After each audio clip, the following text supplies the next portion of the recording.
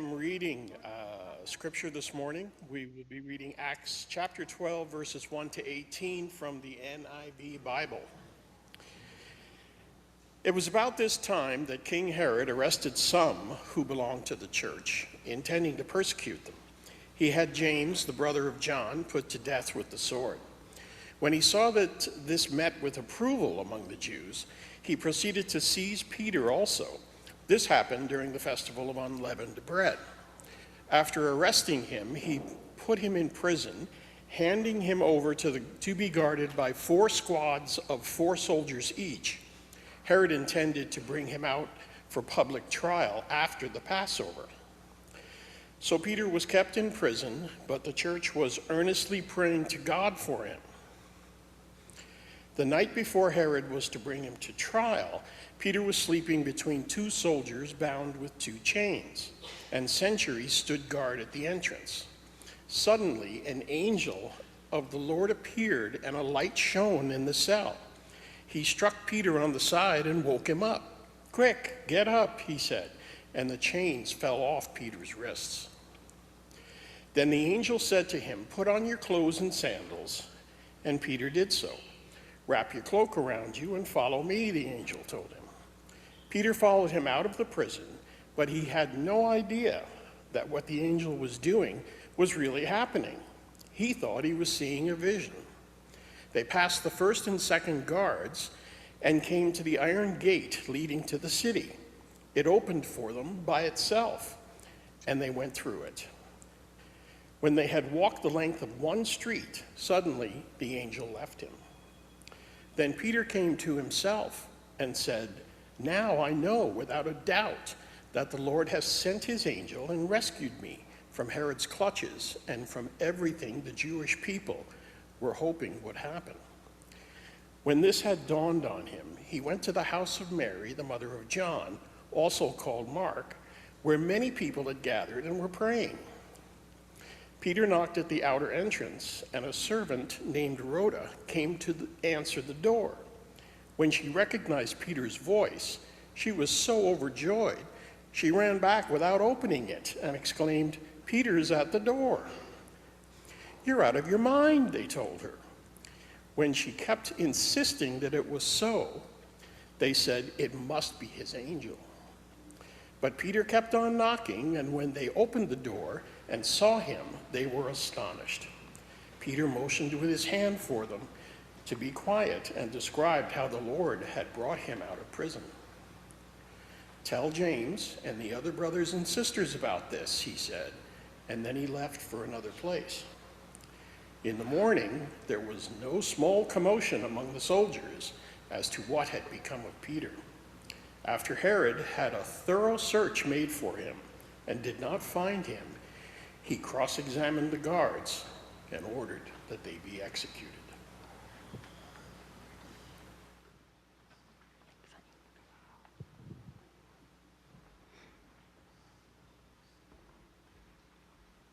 Well, good morning.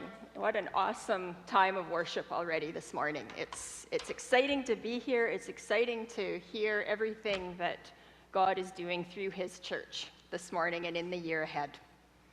So I wanted to jump right in because last week we talked about the Gentile believers in Antioch.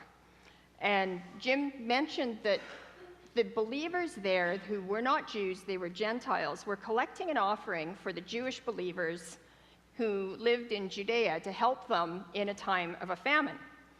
And the believers sent Barnabas and Saul, who later becomes Paul, to Jerusalem with this collection. And you'll see on the map there, Antioch is significantly farther north than Jerusalem, so kind of in the area of Syria. And this shift, so you see this shift in geography, but with that shift in geography, the attention also shifts from the Gentile believers that we've been talking about for the last few weeks back to Jerusalem, to the church in Jerusalem. And that's kind of where the beginning of chapter 12 picks up. Chapter 12, kind of the beginning verses, kind of serve as a prologue to the event that Luke is about to narrate in this chapter. So in verse 1, we get introduced to King Herod. Now, this is probably a familiar name to some of you, but keep in mind there are a few different King Herods mentioned in the New Testament, and this can be a little confusing sometimes.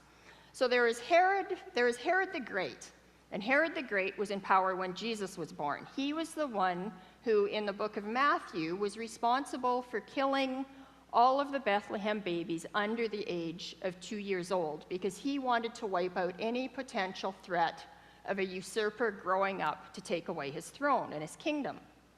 And then there is Herod Antipas, and he was present at Jesus' trial, and he was also responsible for the execution of John the Baptist.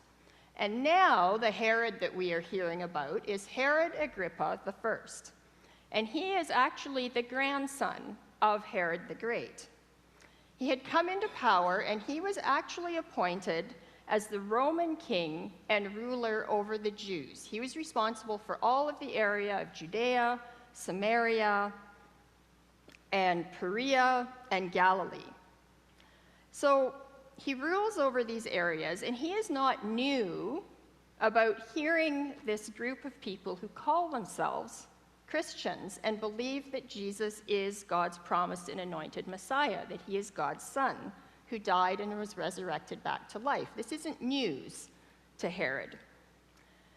And we need to kind of remember again the context, because, like I said, for the last few weeks, we've been talking about people outside of Judaism becoming believers and following Jesus. But now that we're back in Jerusalem, the majority of the population here still rejected Jesus as the Messiah and followed traditional Judaistic beliefs. Within Judaism, there was this minority sect or fringe group who followed Jesus, and we know that this had already created problems in Jerusalem. We read about Peter being detained overnight by Jewish authorities for preaching about Jesus back in Acts 4. In Acts 5, we read that Peter and John and some of the other apostles had been arrested for proclaiming the good news of the kingdom of God and Jesus as the Messiah. So there was definitely some tension between these two groups. And then add this to the fact that now there are stories and rumors of Gentiles being accepted into this new movement, and the traditional Jews who don't follow Jesus are getting pretty alarmed about what they feel is blasphemy and false teaching against God.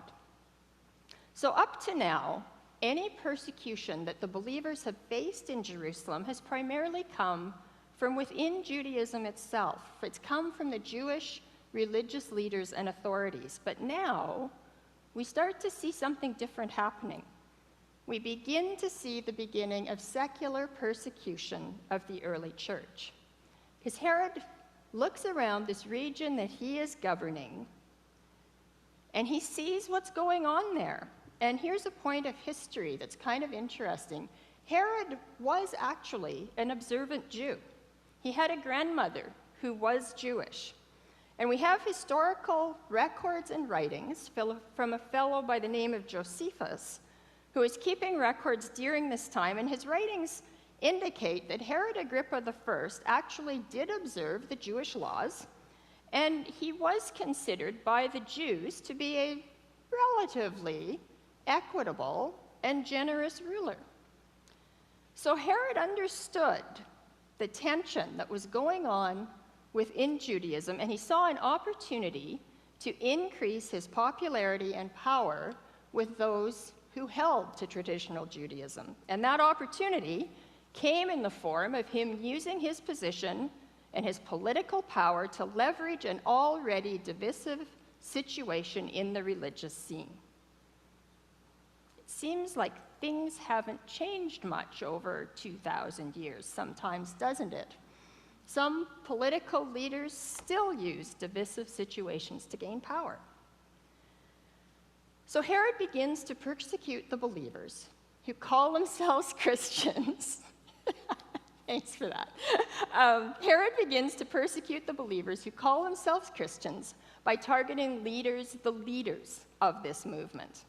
He arrests and he executes the apostle James, who is the brother of John, one of the 12 disciples who was originally with Jesus from the very beginning.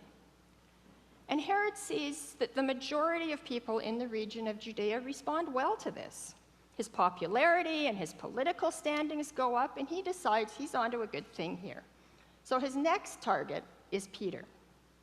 He arrests Peter with the intention of making a spectacle of his trial, which would most certainly end up in Peter's execution. Now, don't miss the significance of the details that we are given about the timing of Peter's arrest. Herod arrests Peter during the festival of unleavened bread. That's the week-long Passover festival. This is the same festival that Jesus was arrested during. He was arrested and brought to trial. And commentaries speculate that it's probably about 10 years since Jesus had been arrested and crucified. And let's also not forget what the Passover festival represented for the Jewish people. This was a festival that celebrated God's great deliverance of the Israelite people. It commemorated the time that God delivered the entire Israelite people from persecution under a different political power. During the Exodus from Egypt, God rescued the Jewish people from the oppressive rule that had them enslaved to an Egyptian pharaoh. That's what Passover was all about. That's what it celebrated. And now, ironically, during this time of celebrating God's miraculous deliverance for the Jewish people, the Jewish followers of Jesus come under persecution because they recognize and they believe in God's greater, and in fact, God's greatest act of deliverance of all, his deliverance through the saving death and resurrection of Christ. So verses 1 to 4 bring us kind of up to date on the context of what's going on here. James has been killed. Peter finds himself in jail, probably thinking he's suffering or about to suffer a similar fate. And then in verse 5, Luke turns his attention to the church, to those Jews who are following Jesus. And what is the church doing? Well, verse 5 says, the church was earnestly praying to God for him. The church was earnestly praying to God for Peter. Now remember, Peter had been arrested twice before.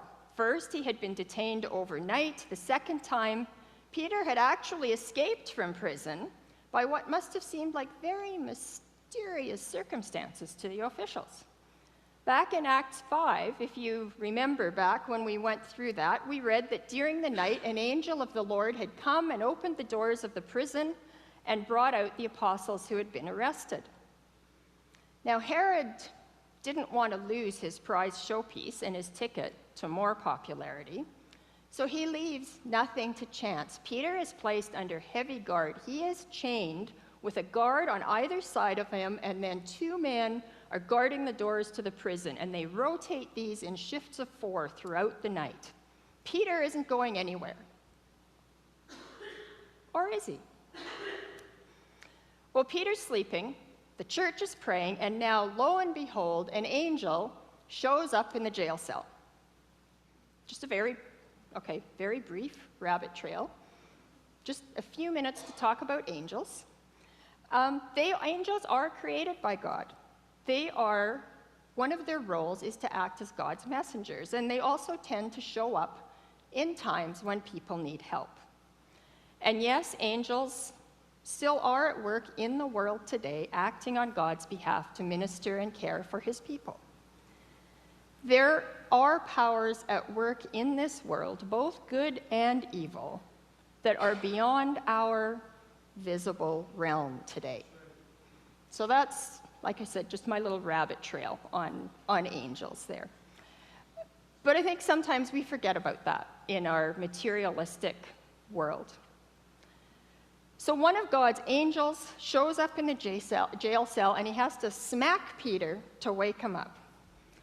Okay, now think about that for a minute, okay? How well do you think you would sleep if you were chained to a person on either side of you, lying on a cold floor, knowing that you are probably going to suffer a painful death sometime over the next couple of days. But Peter seems at peace with his fate. He's come a long way in the last 10 years from the man who, when he was fearful for his own life, denied Jesus 3 times because he didn't want to be associated with him when Jesus was arrested. And that's what happens when you follow Jesus and when the Holy Spirit transforms your heart. You have peace, and you realize that the worldly powers or the matters just aren't as important as you once thought they were. And peace also comes from knowing that following Jesus means that he is always with us. Even after we die, still, we will be alive in Jesus' presence forever. That's the peace that Peter has as he sleeps between these 2 guards. So Peter's get-out-of-jail-free card shows up in the form of an angel, and suddenly the chains miraculously fall off his wrists. And Peter must be a little stunned because the angel kind of urges himself to pull himself together, and Peter follows instructions, not really knowing exactly what's going on. We're told he thought he was seeing a vision.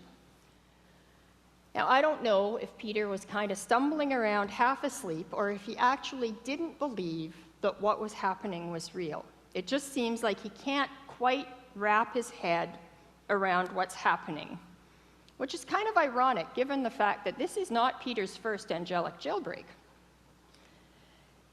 They get out on the street, the angel disappears, and Peter is left standing there with the cool night air on his face. And as he's standing there, something clicks for him.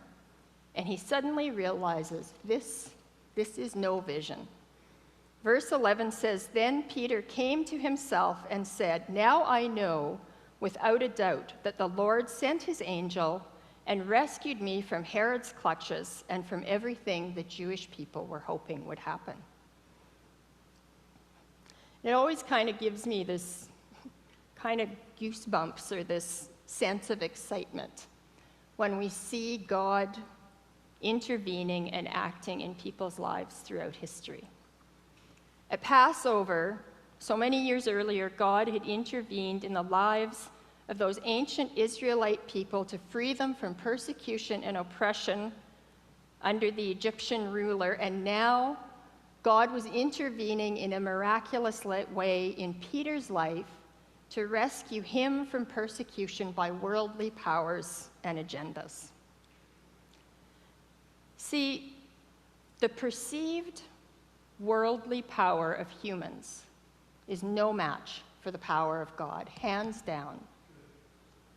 That is a truth that we can hold firm to when we look around the world and we see what's going on in wars and different countries, when we see how people are afflicted by evil and corrupt leadership, when we see the truth of Christianity being twisted to promote a nationalistic political agenda, and even when we find ourselves in a workplace where people are unjustly treated, still we can lean on the truth that the perceived worldly power of humans is no match for the power of God. And Psalm 2 testifies to this truth. Just listen to a few verses from Psalm 2. "Why do the nations conspire and the peoples plot in vain? The kings of the earth rise up and the rulers band together against the Lord and against his anointed. The one enthroned in heaven laughs. The Lord scoffs at them. He rebukes them in his anger and terrifies them in his wrath. Therefore, you kings, be wise. Be warned, you rulers of the earth. Serve the Lord with fear and celebrate his rule with trembling." The perceived worldly power of humans is no match for the power of God. So Peter's free, and he heads over to the house of a trusted believer, to Mary's house. Now, this Mary, we are told, is the mother of John Mark. And you might be asking, well, who's John Mark? We'll hear about him more in the next few weeks, but in a nutshell, Mark is a follower of Jesus, and eventually he writes the Gospel of Mark that we have in our Bible. And it seems that Mary's house is probably a regular meeting place for believers, because this is where the church is gathered together and praying for Peter. Peter knocks on the door, and Rhoda, the servant girl, answers the door. She's super excited. Their prayers have been answered. Peter's standing right in front of her, and she rushes off to tell the believers, Peter's at the door. And in fact, Peter is at the door, still knocking, because that's where she leaves him standing. And I imagine Peter might be getting a little antsy. It's late at night. He's been rescued from jail. He probably doesn't want to attract a lot of attention at this point in time. But Rhoda is having a hard time convincing the others that Peter is actually at the door. Now, think about this scenario for a minute. The first thing, the absolute first thing that this community of believers does when they come under persecution is to gather the church together and pray. So by this response, we have to assume that they expect God to hear and to respond to their prayer. They are literally hosting a prayer vigil for Peter. But when the evidence of God's intervention is standing there right at their door knocking, they don't actually believe that their prayers have been answered. You're out of their mind, they tell Rhoda. But she keeps insisting, and Peter keeps persisting. And finally, they open the door, and Luke says they were astonished to find Peter standing there. They were astonished. They were praying and asking God to intervene, and yet they were astonished when he did.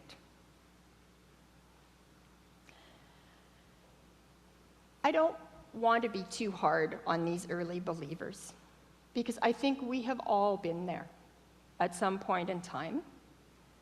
And I think it might even be too harsh to say that they didn't believe that God would intervene, or that they didn't believe that God was capable of doing something miraculous.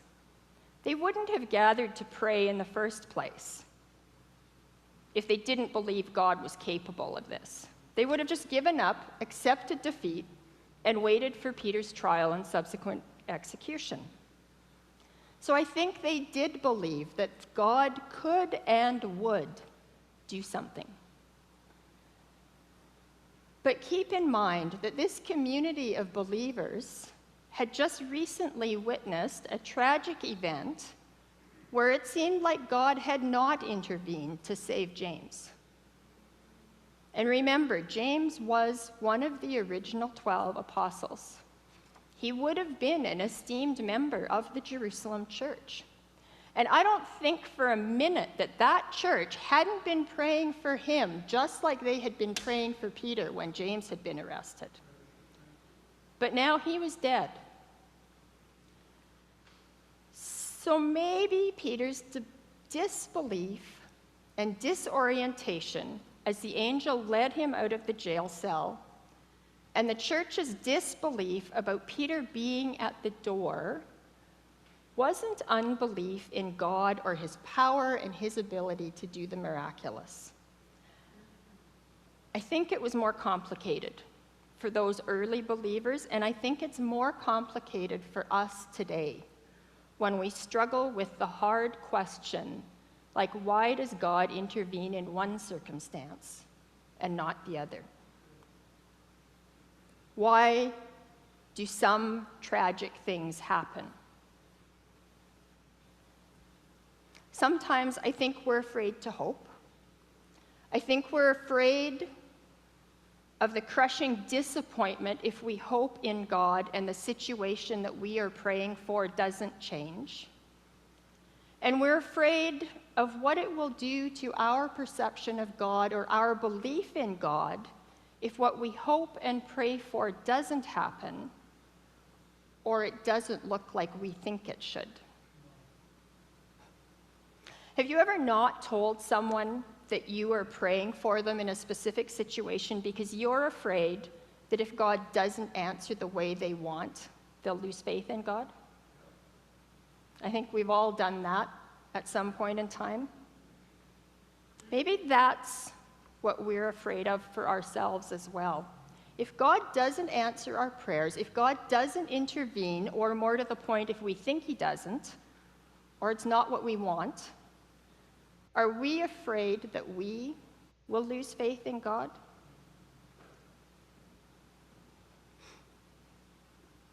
So, some tough questions this morning. Here's the thing: God doesn't change. God is trustworthy and God is faithful. We are simply limited in our knowledge and our understanding of him. And so I do think that those early believers who were gathered together as a praying church did trust God. They did believe that God can and does intervene in everyday situations. But I also think that they had had a dose of the cold, hard reality that we live in a world where powers of evil are still at work, and sometimes we suffer the consequences of that. Friends, prayer is not some magic formula that we use to control or to manipulate God into giving us everything that we want in life. Prayer is an expression of our belief and trust in a God who we know has ultimate power and authority over all things in heaven and on earth.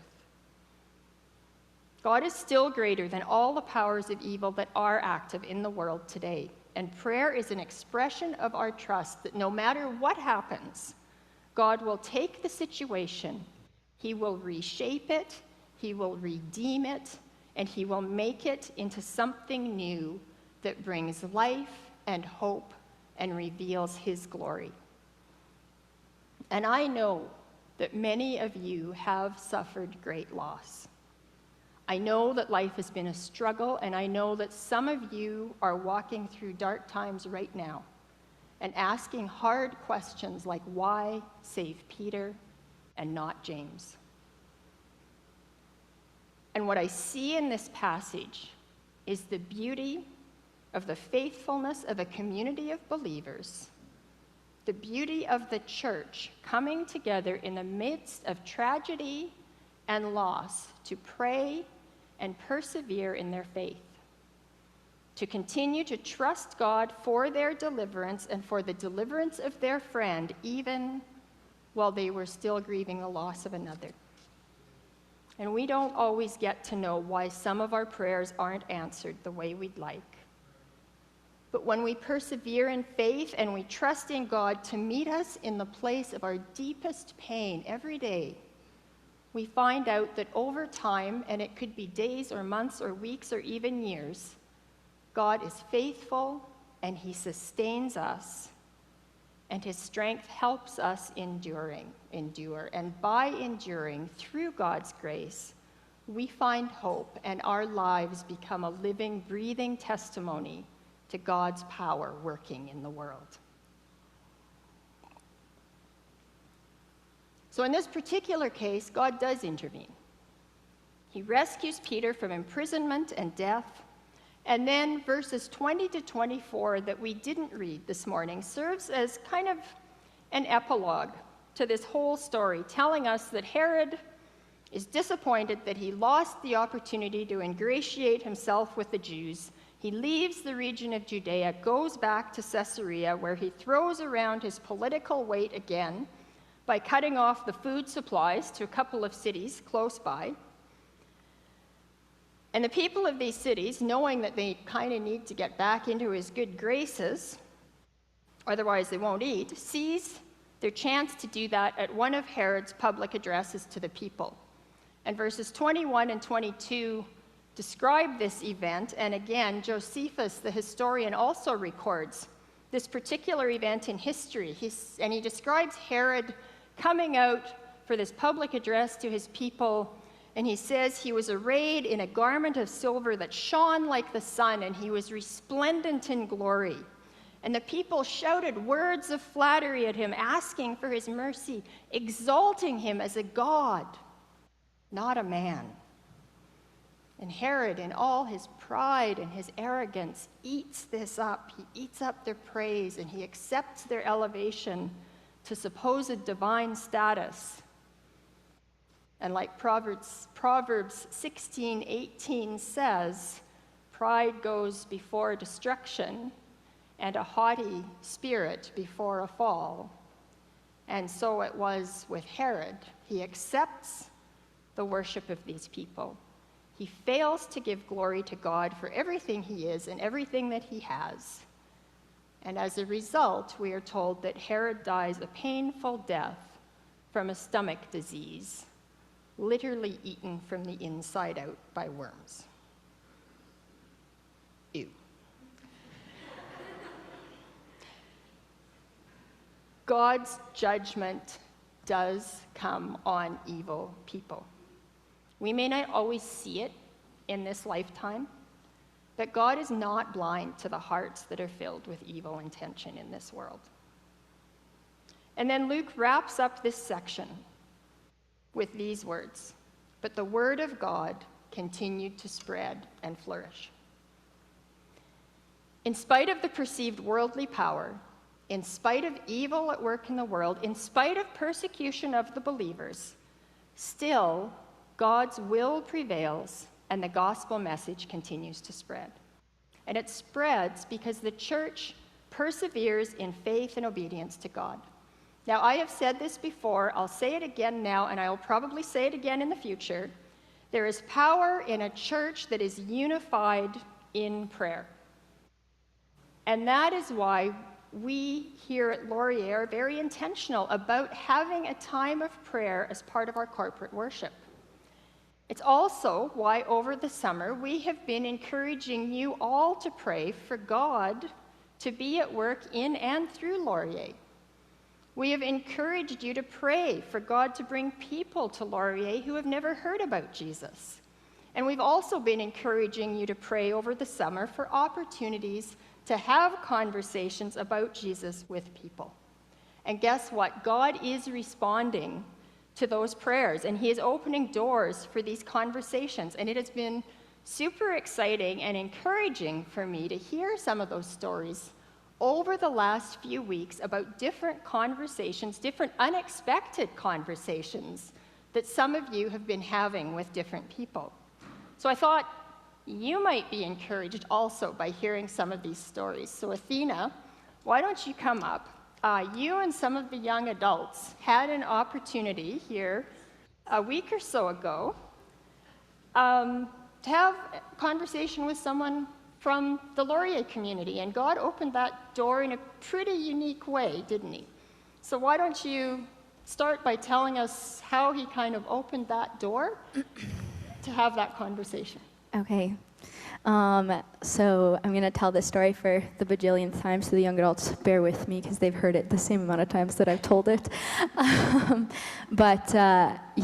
So I just got to say something really quick.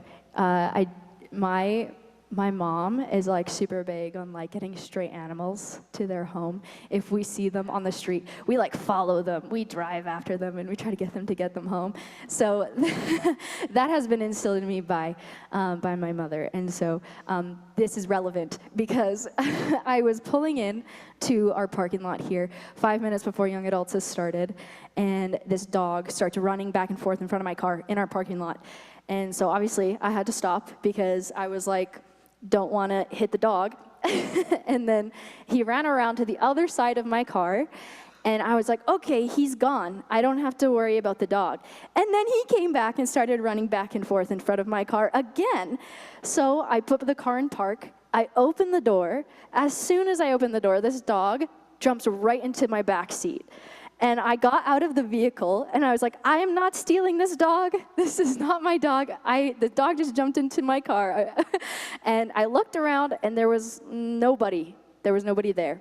So the dog did have a collar, and called the phone numbers probably multiple times, and the owner didn't pick up. Do you want me to say why the owner wasn't picking up the phone? Well, she did eventually, right? She did eventually, yeah. So yeah. eventually you got a hold. Eventually I got a hold of her, and we met actually at the gazebo across the street because she lives in the neighborhood, and she was very, very close by. And as soon as we met her, we gave her the dog, and she just sat.